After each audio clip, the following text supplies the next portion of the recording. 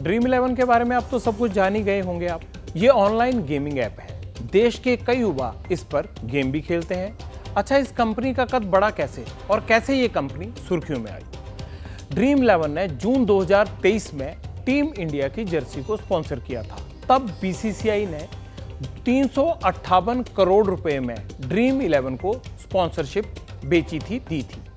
Dream 11 को पूर्व व्यापी टैक्स लगा। पूर्व व्यापी टैक्स क्या होता है, अब आपको ये भी समझना होगा।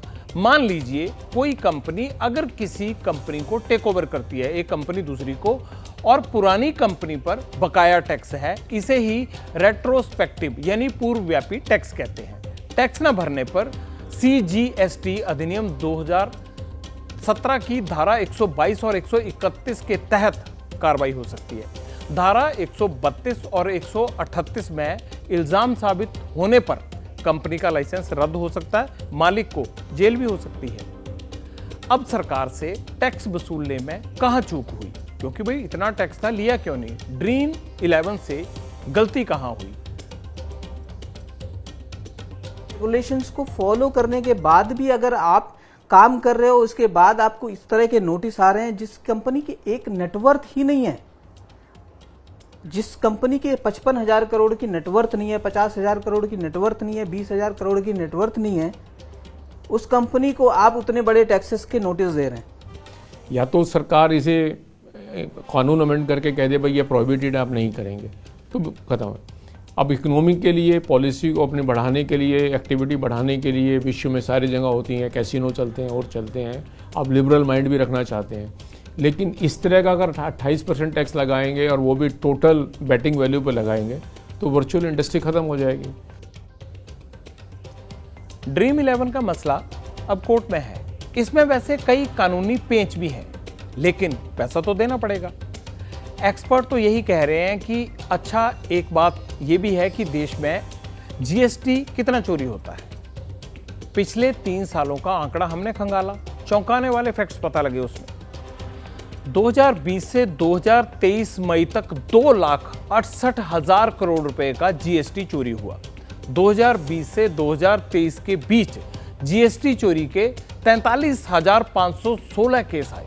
GST चोरी करने के मामले में 1,020 लोगों की गिरफ्तारी भी हुई। इन सालों में 76,333 करोड़ रुपए की टैक्स वसूली भी की गई। टैक्स चोरी किसकी गलती से होता है? इसे रोकने के लिए क्या होना चाहिए? भाई टैक्स चोरी हो गया, इसे रोकना भी है, इसके लिए बहुत सारे डिपार्टमेंट बनते हैं। सरकार को क्या करना चाहिए इसके लिए? इसका भी कोई पैमाना तो तय होगा। गलती तो दोनों तरफ की थोड़ी बहुत है, क्योंकि ऐप्स को भी ये जो अनक्लैरिटी है या वेगनेस है उसका फ़ायदा उठाने का मौका मिल रहा है। पर खामियाजा एक्चुअली टैक्स पेयर को देना पड़ रहा है। हम गरीबों के लिए जो स्कीमें चला सकते हैं, इंफ्रास्ट्रक्चर की स्कीमें जो चलाते हैं, उनको फिर पैसा मिलने में दिक्कत आती है। तो बेशक ये हम उम्मीद लगा सकते हैं कि ये 40,000 करोड़ शायद कभी सरकार के पास आ जाए, पर जिस तरीके से ये पूरा प्रोसेस किया गया है, उन्होंने बहुत मजबूत कर दिया है कंपनियों को कि वो इस टैक्स से बच पाएँ।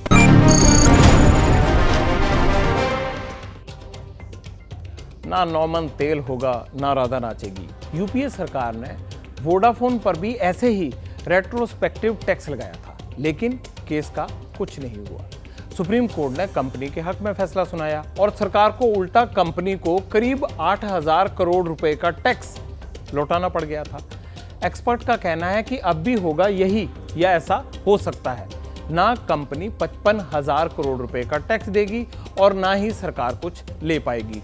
होगा ये कि केस चलेगा और बड़े वकील काफी मोटी फीस लेंगे।